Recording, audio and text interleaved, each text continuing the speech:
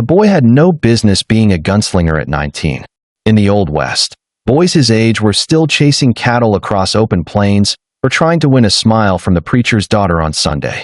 But Elijah Mercer had already buried 3 men in the dust, and the town of Red Hollow whispered his name the way people whispered storms and sickness. He rode into the valley at dusk, the sky burning like a dying ember, the wind carrying the smell of sage and iron. His Winchester rested across his saddle like a sleeping animal, and the colt at his hip felt heavier than it should have, as if it carried the weight of every life he had taken.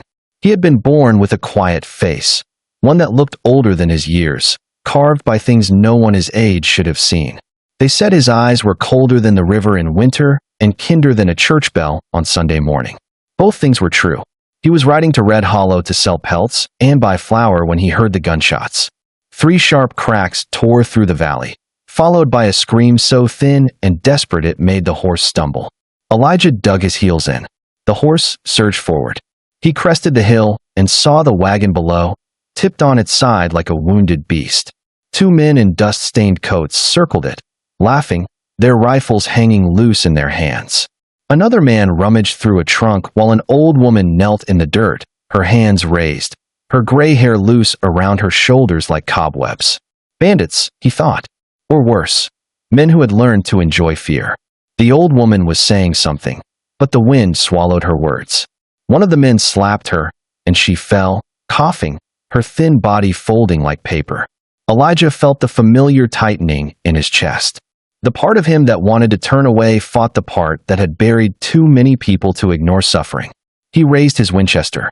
The first shot dropped the man with the trunk clean through the chest. The second shot caught the laughing man in the throat. The third bandit tried to run, but fear makes poor legs. Elijah swung down from his horse and fired once more. The man collapsed in the dust, crying out for a mother who would never hear him. The valley fell quiet except for the old woman's breathing. She stared at Elijah as if he were a ghost. "You're too young," she whispered. "So were they," he said, nodding toward the bodies. He helped her up. She weighed nothing, a bundle of bones and worn cloth. Her eyes were clear, strangely bright, as if death had been standing behind her for years and she had grown used to its presence. "My name is Clara Bennett," she said. "I thought the world had forgotten me." Elijah shook his head. "Not today." He offered her water. She drank slowly, each swallow careful, as if she were measuring the minutes of her life. She told him she was traveling to her sister's grave in Red Hollow. Hadn't seen it in 10 years. Didn't know if she would see it now. "God sent you," she said. He looked away. God didn't pull the trigger. She smiled at that. Not kindly, not cruelly, just honestly. They loaded what was left of her belongings onto his horse. The sun dipped below the horizon, and the world turned purple and cold. Red Hollow was an hour away. They rode in silence for a while, until Clara began to cough again, deep and rattling. "You should not have come for me," she said quietly. "I couldn't leave you." "Kindness is a dangerous habit," she said. "It makes the world hurt more." Elijah had no answer. He had learned early that kindness was expensive. As they rode, she asked him questions. Where he was from. Why he carried himself like a man twice his age. Why his hands shook when the wind died. He told her he was born on the Kansas frontier, that his father died in a cattle raid, that his mother died 2 winters later from fever. He told her he learned to shoot before he learned to read, and that men paid him to solve problems that prayers couldn't. She listened without judgment. "You are not meant for this life," she said. "None of us are," he replied. The sky darkened. The stars came out, one by one, watching them like witnesses. After half an hour, she began to slump. Her breathing slowed. He noticed blood on her sleeve. "Ma'am, you're hurt." "Just old," she said, smiling faintly. He pressed his hand to her side and felt warmth. She had been shot earlier and never said a word. "Stay with me," he said, urging the horse faster. She laughed softly. "I've been staying too long already." She told him about her life as they rode. About a husband lost to gold fever. About children buried in small wooden boxes. About a world that kept moving while she stayed still. She told him secrets, too. She once hid an outlaw in her cellar. She once lied to a sheriff and sent an innocent man to the gallows. She once stole a child from a drunk father and raised him as her own. "You think the West is built on heroes," she said. It's built on women like me who chose who lived and who die." Elijah felt the words settle like dust. As the lights of Red Hollow appeared on the horizon, her voice grew weaker. "Promise me something," she said. "Anything. Tell my story. Don't let me vanish like smoke. People forget old women. Promise me someone will hear me." He hesitated, then nodded. "If you're listening to this story right now," the narrator's voice would later say, "remember Clara Bennett. And if you believe forgotten voices matter, subscribe to this channel, like this story, share it with someone who still remembers their grandmother, and leave a comment so her name stays alive." Clara smiled as if she knew she was already becoming a story. They were halfway to Red Hollow when her hand tightened on his sleeve. "Elijah," she whispered. "Yes. I am tired." He checked her pulse.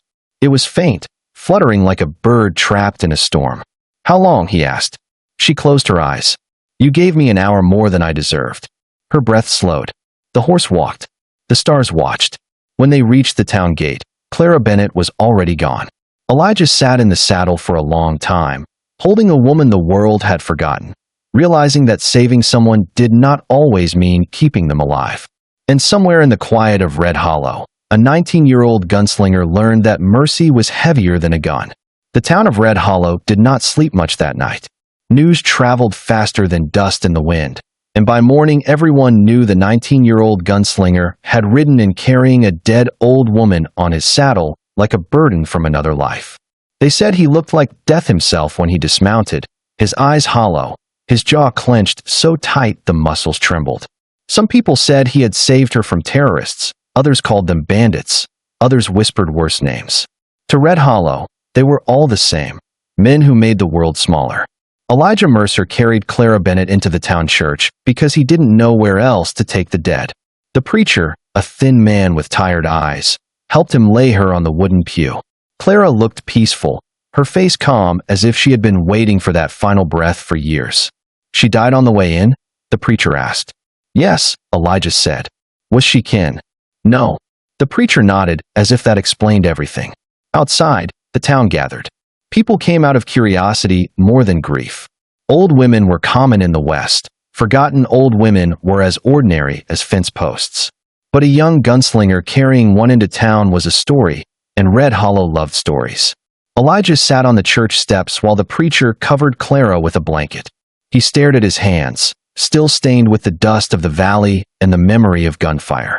A young boy approached him, barefoot, carrying a paper bag of apples. "Mama says you're a hero." Elijah didn't answer. The boy sat beside him anyway. "She says you should be in the newspaper. Folks should know what you did." Elijah looked at the boy and thought of Clara's last words. "Tell my story. Don't let me vanish like smoke." "People forget," he said. The boy shrugged. "Not if they keep talking." That night, the sheriff came. Sheriff Thomas Caldwell was a big man with a soft voice and a hard history. He had buried 3 sons and a wife, and his eyes had the look of someone who expected the world to disappoint him. "You killed 3 men," Caldwell said, standing in the doorway of the small room Elijah rented. "They were killing her." "That's not what I asked." Elijah met his gaze. "Yes." The sheriff nodded. "Bandits from the Black Ridge Gang. Some folks call them terrorists. They like fear. They like messages." "What message were they sending?" Caldwell looked toward the church. "Old women are easy messages." Elijah said nothing. "They won't forget this," Caldwell continued. "They'll come for you. Let them." The sheriff studied him for a long moment. "You're 19. You talk like a man who's done living." Elijah stared at the wall. Caldwell sighed. "She left you something." He handed Elijah a folded envelope. The paper was worn thin, as if it had been carried for a long time. "She asked the preacher to give it to you if she died," Caldwell said. "Said it was important." Elijah waited until the sheriff left before opening it. Inside was a letter written in a shaky hand. "Elijah Mercer, if you are reading this, I am already dust. I do not deserve your kindness, but I will take it with me into the ground. You think you saved me. In truth, I have been running from myself for 50 years. Your father was a good man, better than the world deserved. He died because of me. If you want the truth, find the old willow tree east of Black Ridge. Beneath it is what I buried and never dug up. I am sorry, boy. You deserve better. Clara Bennett." The words hit him harder than any bullet. "Your father was a good man. He died because of me." Elijah folded the letter slowly, as if the paper might cut him. Outside, the wind picked up. Red Hollow creaked and groaned like an old ship. He walked to the church and stood beside Clara's body. The preacher had lit a candle. Its flame flickered like a heartbeat. "Why?" Elijah whispered. Clara did not answer. If you're listening to this story right now, imagine standing in that quiet church, holding a letter that tells you the woman you tried to save carried your father's death on her conscience. And if this story is pulling you deeper into the Old West, subscribe to this channel, like this video, share it with someone who loves frontier legends, and comment below with what you think Elijah should do next. Your words keep these stories alive. He buried her the next morning. The town came, but not for Clara. They came for Elijah. People wanted to see the young gunslinger who shot 3 men and carried an old woman like a saint carrying a sinner. As the preacher spoke, a man in the crowd spat in the dirt. "Old witch," he muttered. Elijah's hand twitched toward his Colt. The man's wife pulled him back. "Don't be stupid." The coffin lowered into the ground. Dirt covered it. Clara Bennett disappeared into the earth as she had lived, quietly, without ceremony, carrying secrets no one asked for. But secrets have a way of clawing back to the surface. That night, the first rider came. Elijah was in the saloon, drinking coffee because whiskey made him remember too much, when the door burst open. A man staggered in, bleeding from the shoulder. "They're here," he gasped. The town froze. Black Ridge Gang. 10 of them. Maybe more. They're asking for the boy. Every eye turned to Elijah. He stood slowly. Sheriff Caldwell entered, hand on his holster. "You shouldn't have brought war to my town, son." "I didn't," Elijah said. "They did." Caldwell looked at the men and women who had built Red Hollow with tired hands and stubborn hearts. "Go home. Lock your doors." They didn't argue. Elijah walked outside into the dark. The riders waited at the edge of town, silhouettes against the moonlight. Horses snorted. Guns glinted. A man stepped forward. He was tall, with a scar that pulled his mouth into a permanent sneer. "Mercer," he called. "You killed my brothers." "They weren't brothers," Elijah said. "Everyone is family when they die." The man dismounted. "You think you're a hero? Killing men for an old woman who wasn't worth the dirt she's buried in." Elijah felt the words like stones. "She was worth something to me." The man laughed. "She killed your father." The world tilted. "How do you know that?" "We know everything about Clara Bennett. She was ours once. Smuggler, liar, informant. She sold men to the law. She sold men to the rope. Your father was one of them." Elijah's fingers curled. "She told the sheriff where he was hiding." The man continued. "Your father trusted her. That's how the law found him." Elijah felt something break inside him. "She tried to make up for it in old age," the man said. "Saving orphans, feeding drunks, pretending she was holy. But blood don't wash off easy." "Why tell me this?" The man smiled. "Because I want you to feel what we feel. Loss, anger, confusion." The town watched from behind curtains and cracks in doors. The wind carried every word. Elijah thought of the willow tree mentioned in the letter. "Beneath it is what I buried and never dug up." "What do you want?" he asked. "You. Alone. Come to Black Ridge tomorrow.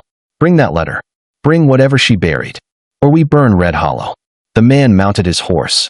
"Choose carefully, Gunslinger." They rode away, leaving dust and fear behind. Elijah stood alone in the street. Sheriff Caldwell joined him. "They're telling the truth about Clara." "I know. You're not your father." "I know. You don't have to go." "I do." Caldwell sighed. "Then I'll see you tomorrow night, or I won't." Elijah returned to his room and packed quietly. He took the letter.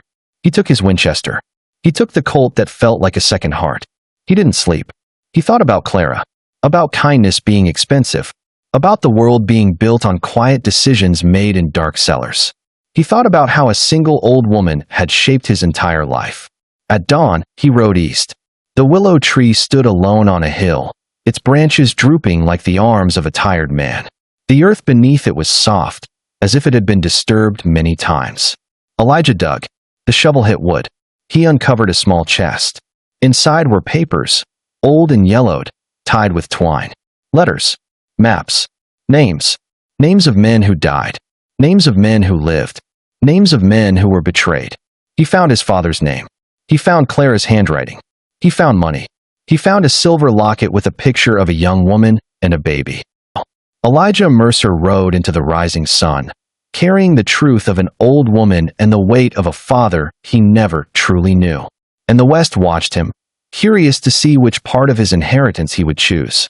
Elijah rode hard across the plains, the wind tearing at his coat and the dust blinding his eyes. The chest containing Clara's secrets rested heavily against his thigh, a weight not meant to be measured in pounds, but in centuries of guilt, betrayal, and unspoken truths. The sun climbed higher, burning the horizon, but it was nothing compared to the fire in Elijah's chest, a fire fed by anger, grief, and a singular, obsessive purpose: to find out what had really happened to his father. Black Ridge was no town. It was a scar on the landscape, a jagged series of rocks and cabins that had long been abandoned, but had become the perfect hideout for the men who called themselves something they were not.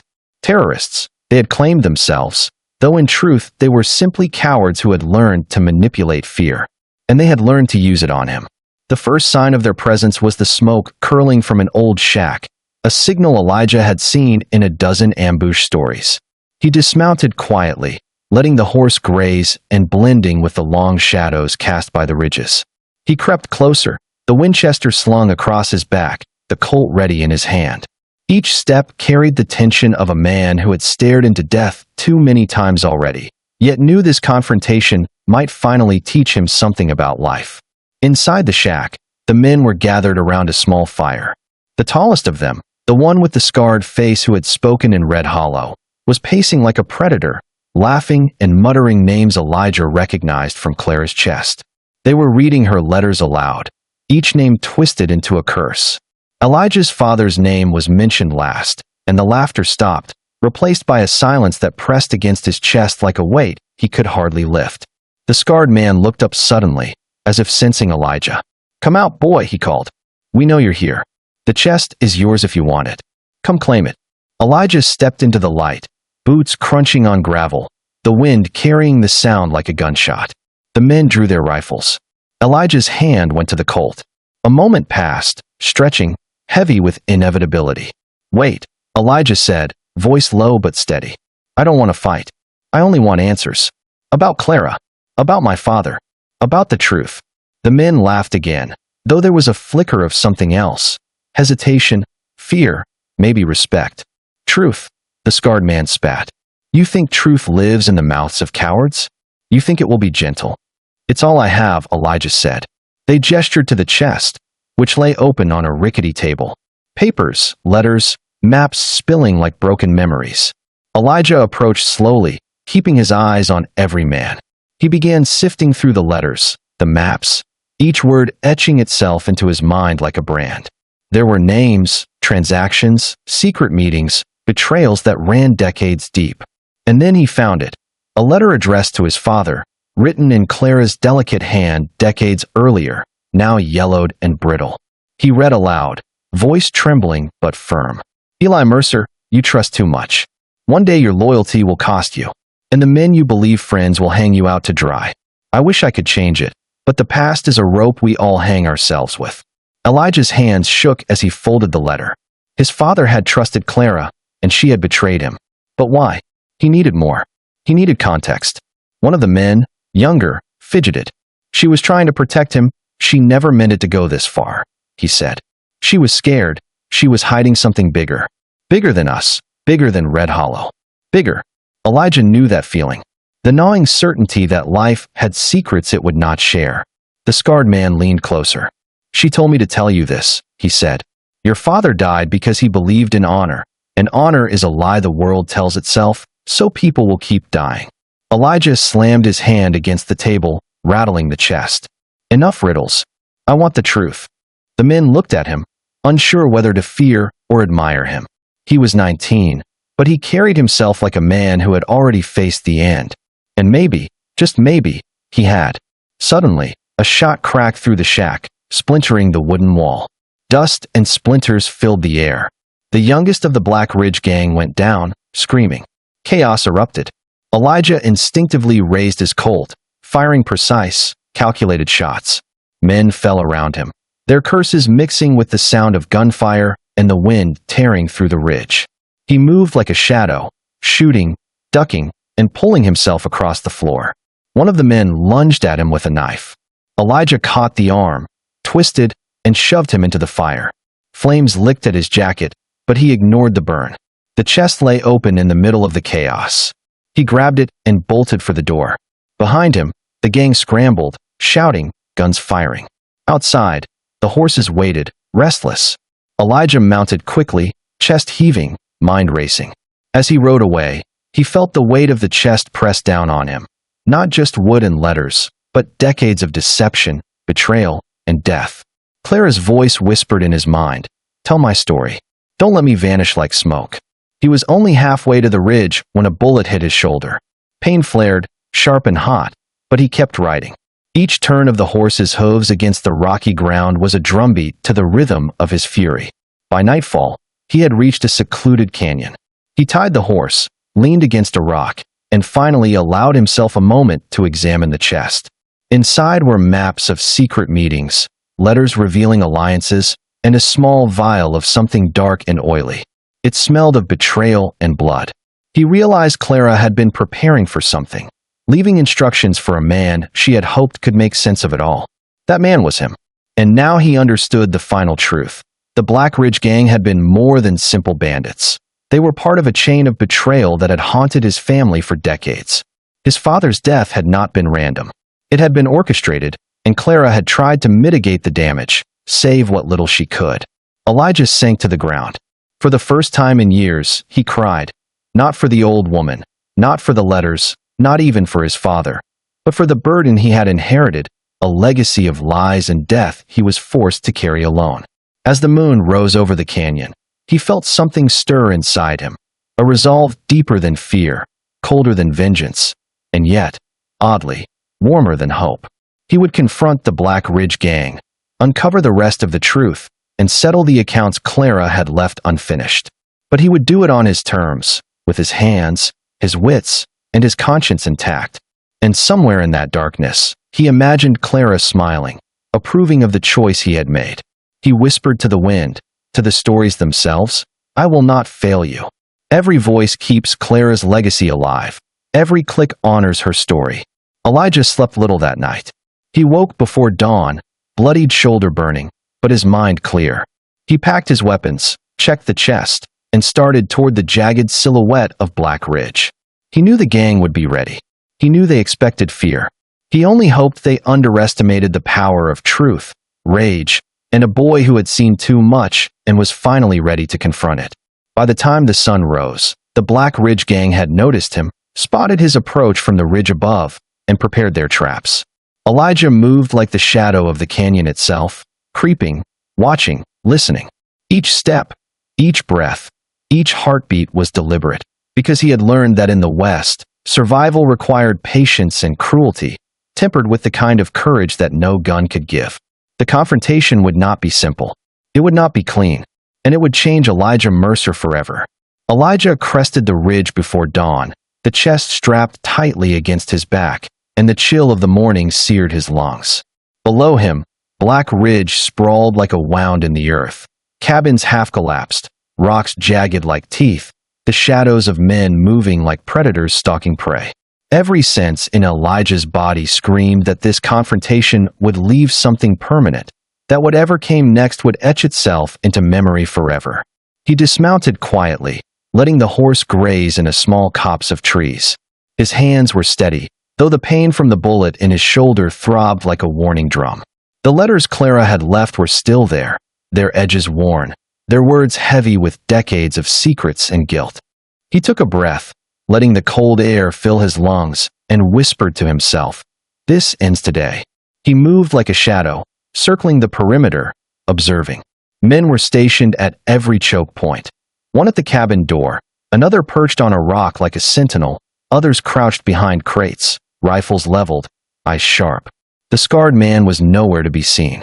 Elijah suspected he had hidden himself for the final revelation, waiting to see who survived the first exchange. Elijah's plan was simple: get inside, force them to reveal the truth, survive. But simple plans rarely survive the West. He crept closer to the cabin, using the rocks for cover, every movement measured. A bird chirped, a single, fragile sound, and Elijah froze. Somewhere, Clara's voice seemed to echo in his mind. "Tell my story. Don't let me vanish." He kicked a small stone down the slope. The men shifted, and that was all he needed. He raised his Colt and fired at the nearest sentinel. The shot rang out like a bell across the canyon, and the man dropped without a sound. Another shot, and another, until Elijah had cleared a path to the cabin door. Inside, the cabin smelled of dust, old wood, and decay. Shadows twisted in the flickering light of a single lantern. He could hear low voices murmuring, plans, names, lies. He stepped forward, gun raised. "Come out." Elijah's voice cut through the murmur. "The boy is here.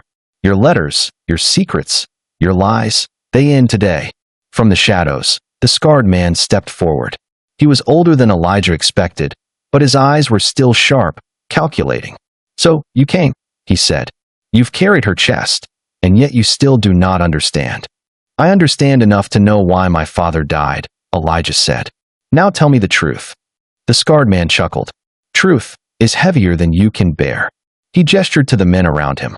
"Clara Bennett was a survivor, yes, but she was not your friend. She made choices, and every choice had a price.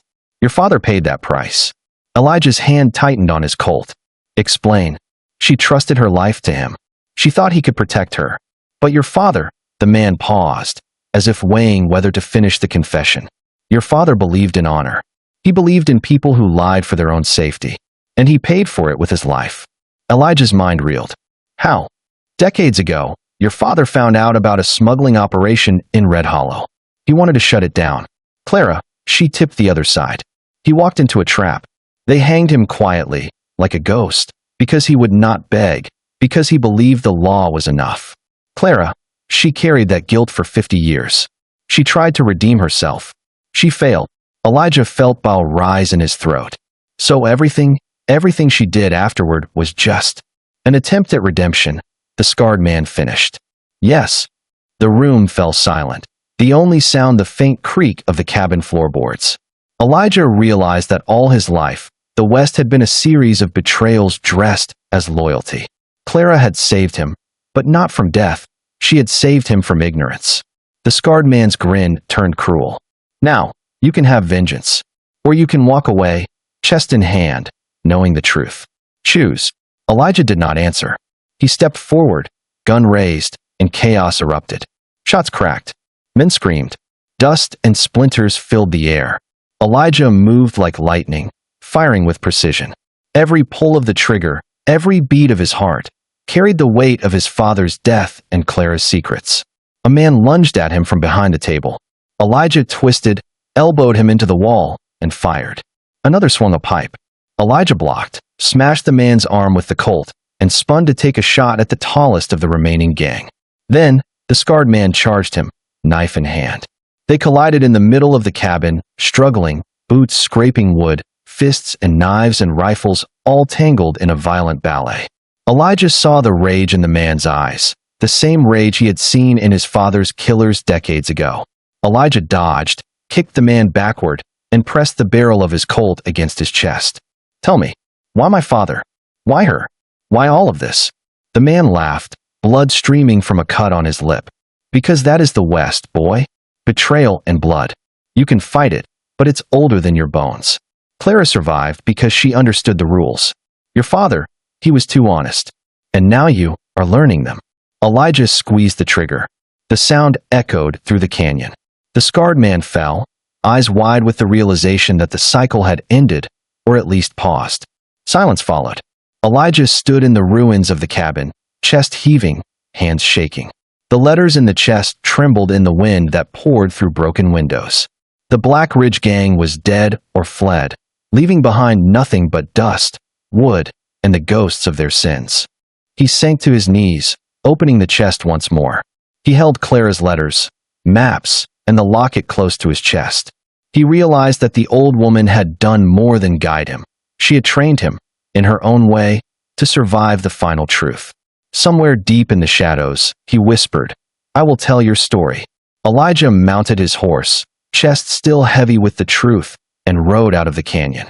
The sun rose behind him, painting the land gold and red, a reminder that even after bloodshed, life endured. He was alone, yes, but for the first time, he understood the West, not as a place of chance and cruelty, but as a crucible that revealed who men and women truly were. The Black Ridge Gang had tried to break him, to twist his past into chains, but he had survived. And somewhere, Clara's spirit, or perhaps the memory of her courage, rode beside him, whispering through the wind, urging him forward. He did not know what awaited him beyond the horizon. More enemies, more betrayal, or perhaps the last fragments of his father's story. But he knew one thing. He would face it with the clarity of one who had seen death, carried secrets heavier than iron, and survived. The legend of Elijah Mercer, the 19-year-old gunslinger who saved an old woman and uncovered the hidden sins of generations, was just beginning. Elijah rode into the golden dawn, the chest clutched tightly, knowing that the final part of his journey, the confrontation with his father's past, and the full truth of Clara Bennett, would come soon, and it would test him in ways he had not yet imagined. The ride back to Red Hollow was quiet, the plains stretching endlessly beneath a sky that seemed to know every secret Elijah carried. The chest lay across his saddle, heavy with letters, maps, and the weight of decades of betrayal. The morning sun lit the dust like gold, but the glitter could not mask the scars of the journey. Every hill, every bend in the trail reminded him of Clara Bennett, the old woman who had shaped his life without asking for anything in return. He entered Red Hollow as the town slowly came to life. Smoke rose from chimneys, children ran barefoot across dirt streets, and shopkeepers began to sweep the dust from their doorways. None of them noticed him at first. He had been away, but more than that, he carried a presence, a sense of finality, that made even the most hardened townsfolk pause. Sheriff Caldwell met him at the edge of town, the same tired eyes that had watched Elijah grow, that had seen him carry Clara into the church, that had known the boy would one day face the ghosts of the past. "You're back," the sheriff said simply. "I am," Elijah replied, his voice quiet, but steady. Caldwell glanced at the chest. "Did you survive?" Elijah nodded. "I survived, and I know the truth." The sheriff's gaze lingered on him. "Truth is heavy. Don't let it break you." "I won't," Elijah said. "Not yet." He rode through the main street slowly. People recognized him now. Whispers followed him like shadows. The boy, the gunslinger, the one who faced Black Ridge. But Elijah did not answer. He kept his eyes forward, his hands steady on the reins, and the chest close. At the center of town, he stopped at the small hill where the old town hall stood. He dismounted and carried the chest to the edge, setting it down as the townsfolk gathered. They had heard whispers of what he had done, the confrontation, the uncovering of secrets, but none knew the details. Elijah opened the chest slowly, letting the papers fall open for all to see. Letters, maps, and photographs spilled across the worn wood, revealing the hidden history of Red Hollow, of Black Ridge, and of the Mercer family. Names of men and women long forgotten, betrayals, alliances, and deaths, all laid bare. The townsfolk leaned closer, some shielding their eyes from the harsh truths, others unable to look away. Elijah addressed them, voice carrying over the town like a bell. Clara Bennett was more than the woman you saw in the streets. She was flawed, yes. She made mistakes, terrible ones. But she also saved lives, protected what little she could, and tried to right the wrongs she had done. And now, so must we. The past is heavy, but it is ours to carry or change. Some nodded, some whispered, some turned away, unwilling to face the consequences of long-buried sins. Then Elijah reached into the chest and pulled out the silver locket Clara had left, the picture inside showing a young woman, a child, and a man Elijah recognized immediately, his father. His throat tightened. "This," he said, holding it high, "is why I am here. This is why I rode to Black Ridge, why I faced men who would kill for secrets. It is our duty to remember those who came before us, and to see that their stories are told." A hush fell over the crowd. The weight of generations pressed down, but in that quiet, there was respect and there was understanding. Then Elijah spoke in a lower, more intimate tone, one that carried as much to the viewers of this story as to the people of Red Hollow. If you are listening, if you are following this journey through dust, blood, and secrets, remember that life is measured not just by what you survive, but by what you carry forward. Subscribe to this channel, like this video, share it with someone who understands the weight of history, and comment below. Your voice keeps stories like Clara's alive. Without you, they vanish like smoke." The townsfolk murmured among themselves, some stepping closer to see the letters, some touching the chest gently, as if it contained more than paper, perhaps the essence of truth itself. Elijah stayed on the hill long after the crowd dispersed. He thought about the ride to Black Ridge, the shots fired, the screams, the betrayal, and the clarity that came after. Clara Bennett had died an hour after he saved her, but she had left more than secrets. She had left a map, a path, a lesson in courage and mercy. He realized then that the West had always been built on choices, not by men and women who believed in perfect morality, but by those who acted with intention, who faced consequences, who carried guilt and responsibility in equal measure. Clara had chosen. His father had chosen. And now he, Elijah Mercer, would choose. The sun climbed higher, lighting Red Hollow in a golden haze. Elijah mounted his horse, the chest secured across his back, and rode toward the open plains once more. He would return the letters to their rightful descendants, see that justice was done where it could be, and honor the memory of the woman who had changed his life forever. But the story did not end there. Word of Elijah's confrontation spread beyond Red Hollow. People spoke of him in hushed tones, the boy gunslinger who carried the weight of generations, who faced death with courage, who honored secrets buried in blood and dust.